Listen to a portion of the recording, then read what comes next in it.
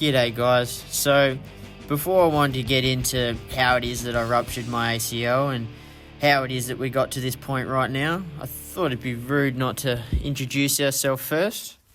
So meet my partner Chloe. Together we tried to tackle as many big events as we could from day dot.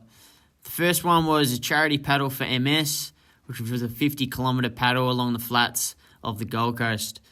The next one was our big one, stand up for Kelbarry from our Cyclone Soroja hit, which we paddled 50k and ran 50k to raise funds to try to get some money back into the town. From there, we just lived the life of surf, train, work, and repeat it as much as we can. And of course, I can't forget Naia.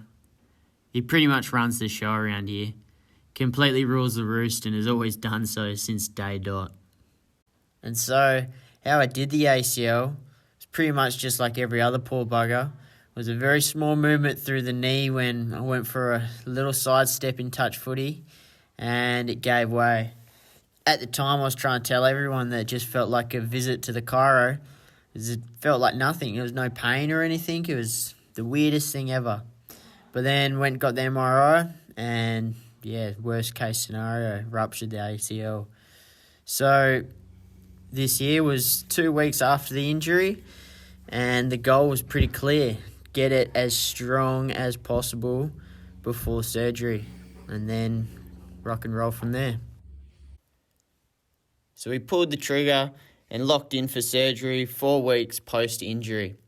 I received the double bundle ACL reconstruction, which they take a graft from your hamstring and reattach it to form your new ACL at the front end of your knee.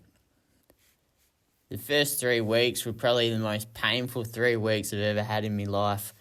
Sitting up on the couch all day, icing the knee, with the one goal from the surgeon is just try to get the knee as straight as possible and with as less inflammation as possible at that 3 week mark.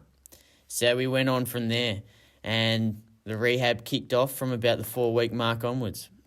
So I was given 2 exercises to do daily. I did these morning and night.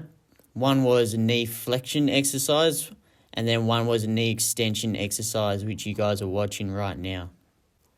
I put a large intention on the fact that I wanted the muscles to pull the joints into position instead of me just heave-hoeing the joint into position. From there, I would pull the quad into position and activate as much as I can, hold for 5 seconds, and slowly release. The first 2 weeks was a super weird feeling. You would activate through the quad and just get nothing. There'd be no connection whatsoever.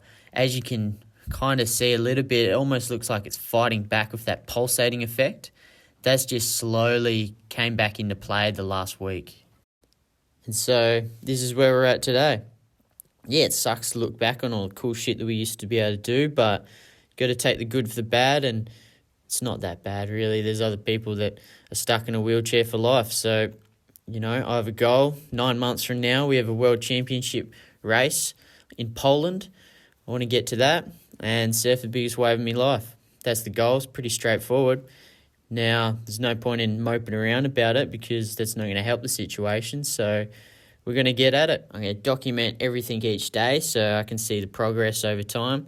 I'll have my rehab program from my physio soon enough. And I'm going to try to take as many different little pieces of the puzzle from as many different strength and conditioning coaches and physios and experts in their field throughout the time. So then I can apply it to my training and hopefully it'll benefit me over time.